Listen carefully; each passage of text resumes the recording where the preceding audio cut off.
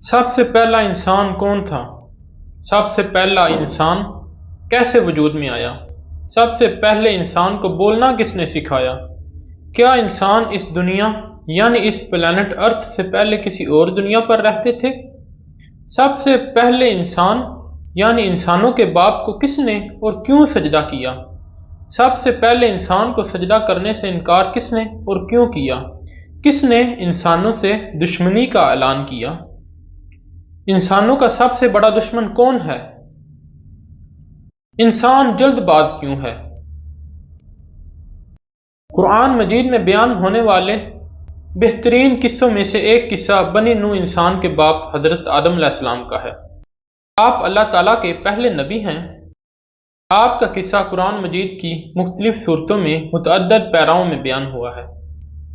اللہ تعالیٰ نے سورہ بقرہ میں اس قصے کو بیان کرتے ہوئے فرمایا، اور وہ وقت یاد کرنے کے قابل ہے کہ جب تمہارے پروردگار نے فرشتوں سے فرمایا، میں زمین میں اپنا نائب بنانے والا ہوں۔ انہوں نے کہا، کیا تو اس میں ایسے شخص کو نائب بنانا چاہتا ہے کہ جو خرابیاں کرے اور کچھ تو خون کرتا پھرے، اور ہم تیری تعریف کے ساتھ تسبیح و تقدیس کرتے رہتے ہیں۔ اللہ تعالیٰ نے فرمایا، میں وہ باتیں جانتا ہوں جو تم نہیں جانتے۔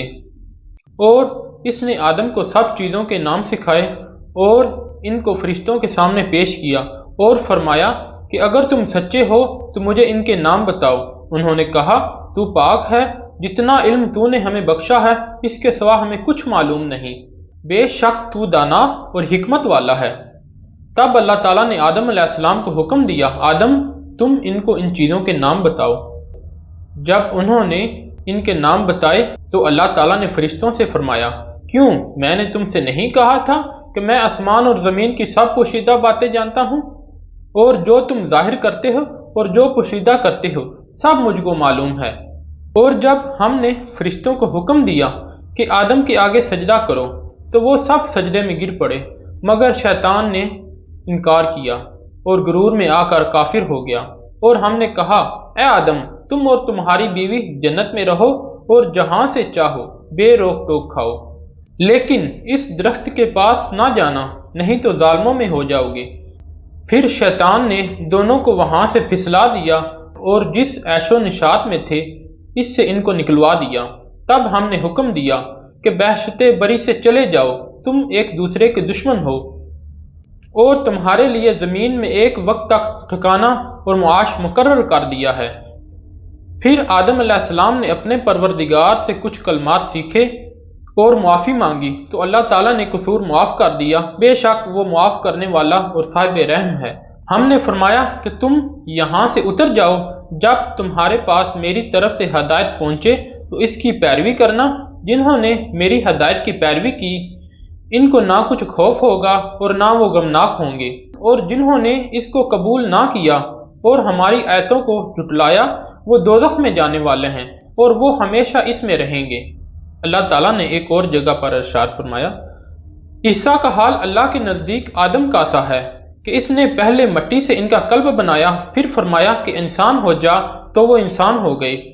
اسی طرح اللہ تعالیٰ نے سورہ حجر میں آدم علیہ السلام اور جنوں کی تخلیق کا تذکرہ فرمایا، نیز ابلیس کے سجدے سے انکار کے بعد اس پر لعنت کی ہے۔ ابلیس نے لعنتی قرار پانے پر بنی آدم کی دشمنی کا اعلان کر دیا اور اللہ تعالیٰ سے تا قیامت اس کی مہلت طلب کی۔ اور اس واقعے کو بیان کرتے ہوئے اللہ تعالیٰ فرماتا ہے، اور ہم نے انسان کو کھنکھناتے سڑے ہوئے گارے سے پیدا کیا اور جنوں کو اس سے پہلے بے دھوئیں کی آگ سے پیدا کیا۔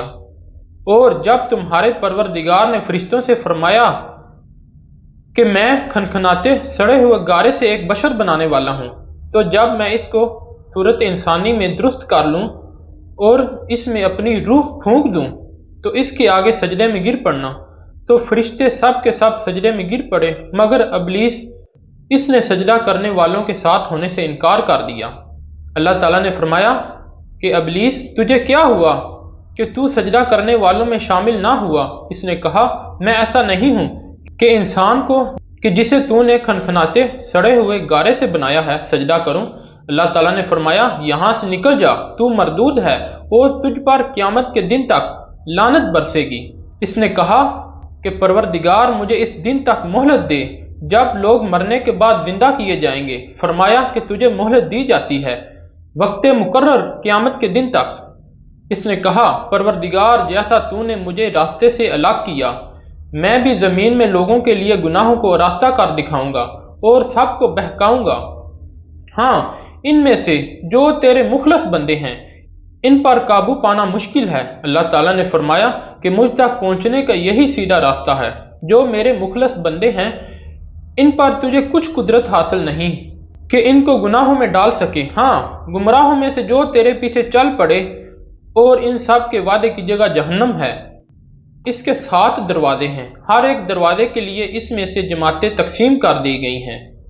مزید ارشاد باری تعالیٰ ہے، جب تمہارے پروردگار نے فرشتوں سے کہا کہ میں مٹی سے انسان بنانے والا ہوں، جب اس کو درست کر لوں اور اس میں اپنی روح پھونک دوں تو اس کے آگے سجدے میں گر پڑنا، تو تمام فرشتوں نے سجدہ کیا مگر شیطان اکڑ بیٹھا اور کافروں میں ہو گیا۔ اللہ تعالیٰ نے فرمایا کہ اے ابلیس، جس شخص کو میں نے اپنے ہاتھوں سے بنایا اس کے آگے سجدہ کرنے سے تجھے کس چیز نے منع کیا؟ کیا تو غرور میں آ گیا یا اونچے درجے والوں میں تھا؟ بولا کہ میں اس سے بہتر ہوں، تو نے مجھے آگ سے پیدا کیا اور اسے مٹی سے بنایا۔ اب ہم آدم علیہ السلام کی تخلیق کو احادیث کی روشنی میں آپ کے سامنے بیان کرتے ہیں۔ حضرت ابو موسیٰ اشعری رضی اللہ تعالیٰ عنہ روایت کرتے ہیں کہ نبی صلی اللہ علیہ وآلہ وسلم نے فرمایا، اللہ تعالیٰ نے آدم علیہ السلام کو تمام زمین سے جمع کی گئی مٹھی بھر خاک سے پیدا فرمایا۔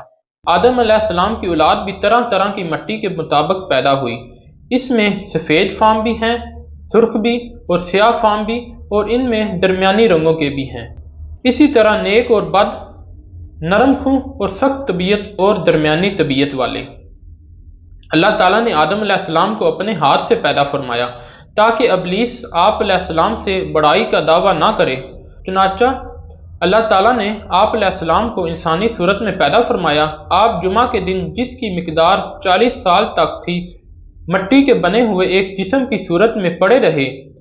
فرشتے پاس سے گزرتے تھے تو اس جسم کو دیکھ کر ڈر جاتے تھے۔ ابلیس سب سے زیادہ خوف زدہ تھا۔ وہ گزرتے وقت اسے ضرب لگاتا تو جسم سے اس طرح آواز آتی جس طرح مٹی کے بنے ہوئے برتن سے کوئی چیز ٹکرائے تو آواز آتی ہے۔ تو ابلیس کہتا، تجھے کسی خاص مقصد سے پیدا کیا گیا ہے۔ وہ اس خاکی بدن میں منہ کی طرف سے داخل ہوا اور دوسری طرف سے نکل گیا، اور اس نے فرشتوں سے کہا، اس سے مت ڈرو، تمہارا رب سمد ہے، لیکن یہ تو کھوکھلا ہے۔ اگر مجھے اس پر قابو دیا گیا تو اسے ضرور تباہ کر دوں گا۔ جب وہ وقت آیا جب اللہ تعالیٰ نے اس جسم میں روح ڈالنے کا ارادہ فرمایا تو فرشتوں سے ارشاد فرمایا، جب میں اس میں روح ڈال دوں تو اسے سجدہ کرنا۔ جب روح ڈال دی گئی تو وہ سر کی طرف سے داخل ہوئی، تب ہی آدم علیہ السلام کو چھینک آ گئی۔ فرشتوں نے کہا، کہیے الحمدللہ، سب تعریفیں اللہ کے لیے ہیں۔ تو آدم علیہ السلام نے فرمایا الحمدللہ۔ اللہ تعالیٰ نے فرمایا، رحمک ربک، تیرے رب نے تجھ پر رحمت فرمائی۔ جب روح آنکھ میں داخل ہوئی تو آپ علیہ السلام کو جنت کے پھل نظر آئے۔ جب روح پیٹ میں داخل ہوئی تو آپ کو کھانے کی خواہش پیدا ہوئی۔ آپ جلدی سے جنت کے پھلوں کی طرف لپکے، جبکہ روح ابھی آپ کی ٹانگوں میں داخل نہیں ہوئی تھی۔ اسی لیے اللہ تعالیٰ نے ارشاد فرمایا، انسان تو جلد بازی کا بنا ہوا ہے، یعنی جلد بازی اس کی فطرت میں شامل ہے۔ حضرت انس رضی اللہ تعالیٰ عنہ روایت کرتے ہیں کہ نبی صلی اللہ علیہ وآلہ وسلم نے فرمایا، جب اللہ تعالیٰ نے آدم علیہ السلام کو پیدا فرمایا تو جب تک چاہا انہیں بلا روح جسم کی حالت میں پڑا رہنے دیا۔ ابلیس آپ کے ارد گرد چکر لگاتا تھا۔ جب اس نے دیکھا کہ یہ جسم کھوکھلا ہے تو اسے معلوم ہو گیا کہ یہ ایسی مخلوق ہے جو اپنے آپ پر قابو نہ رکھ سکے گی۔ حضرت انس بن مالک رضی اللہ تعالیٰ عنہ سے روایت ہے کہ رسول صلی اللہ علیہ وآلہ وسلم نے فرمایا، جب آدم علیہ السلام میں روح ڈالی گئی اور روح سر تک پہنچی تو آپ کو چھینک آ گئی۔ آپ نے فرمایا، الحمدللہ رب العالمین، تمام تعریفیں اللہ رب العالمین کے لیے ہیں۔ تو اللہ تعالیٰ نے فرمایا، یرحمک اللہ، اللہ تجھ پر رحمت فرمائے گا۔ حضرت ابو ہریرہ رضی اللہ تعالیٰ عنہ روایت کرتے ہیں کہ نبی صلی اللہ علیہ وآلہ وسلم نے فرمایا، اللہ تعالیٰ نے آدم علیہ السلام کو پیدا کیا تو ان کا قد 60 ہاتھ تھا۔ پھر فرمایا، جا کر فرشتوں کی جماعت کو سلام کہیے اور سنیے کہ وہ کیا جواب دیتے ہیں، تیرا اور تیری اولاد کا یہی سلام کا طریقہ ہوگا۔ آدم علیہ السلام نے کہا السلام علیکم، فرشتوں نے کہا السلام علیکم ورحمۃ اللہ، یعنی جواب میں رحمت اللہ کا اضافہ ہو گیا۔ جنت میں جو بھی داخل ہوگا وہ آدم علیہ السلام کی صورت پر یعنی 60 ہاتھ قد کا ہوگا۔ اس کے بعد اب تک مخلوق کے قد کاٹ میں کمی ہوتی آئی ہے۔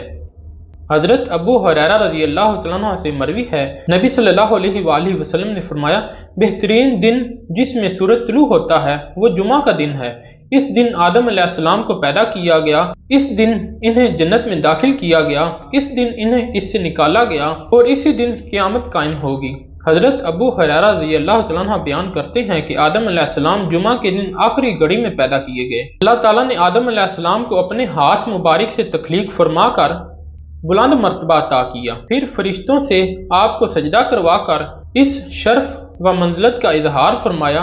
ارشاد باری تعالیٰ ہے، اور جب ہم نے فرشتوں کو حکم دیا کہ آدم کے آگے سجدہ کرو تو وہ سب سجدے میں گر پڑے مگر شیطان نے انکار کیا اور غرور میں آ کر کافر ہو گیا۔ یہ اللہ تعالیٰ کی طرف سے آدم علیہ السلام کی بہت بڑی عزت افزائی کا بیان ہے کہ انہیں اللہ تعالیٰ نے اپنے ہاتھ سے پیدا کیا اور ان میں اپنی روح ڈالی، جیسے ارشاد ہے، تو جب میں اسے پورا بنا چکوں اور اس میں اپنی روح پھونک دوں تو تم سب اس کے لیے سجدے میں گر پڑنا۔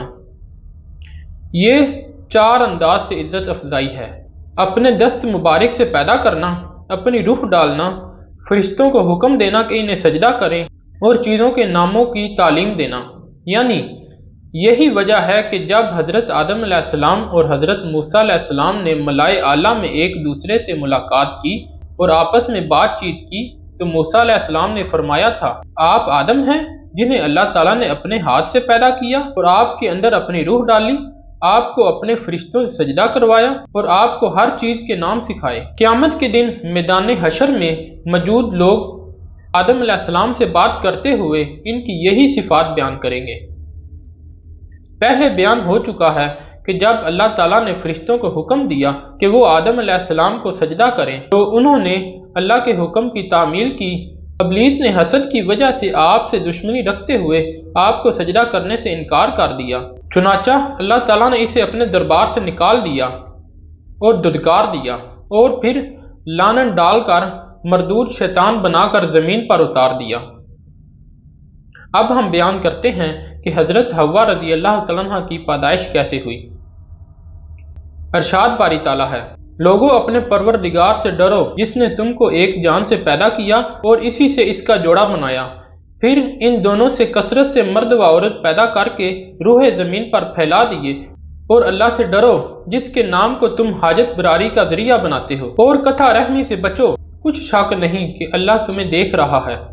سورہ اعراف میں مزید وضاحت کرتے ہوئے اللہ تعالیٰ نے فرمایا، وہ اللہ ہی تو ہے جس نے تمہیں ایک شخص سے پیدا کیا اور اس سے اس کا ایک جوڑا بنایا تاکہ وہ اس سے راحت حاصل کرے۔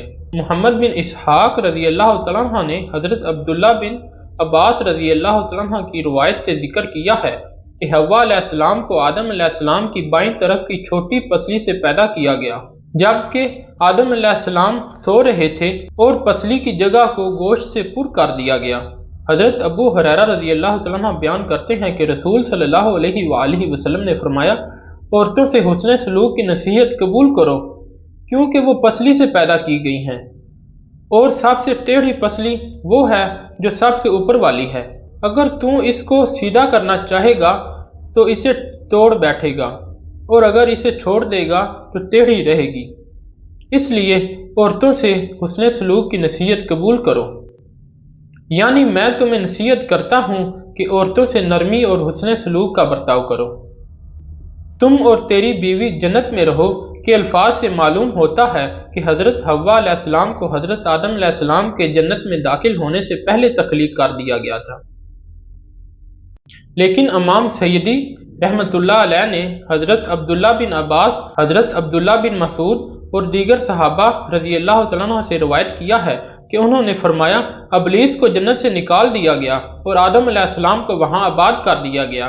آپ جنت میں اکیلے گھومتے پھرتے تھے، ان کا کوئی ساتھی نہ تھا جس سے انہیں تسکین حاصل ہوتی۔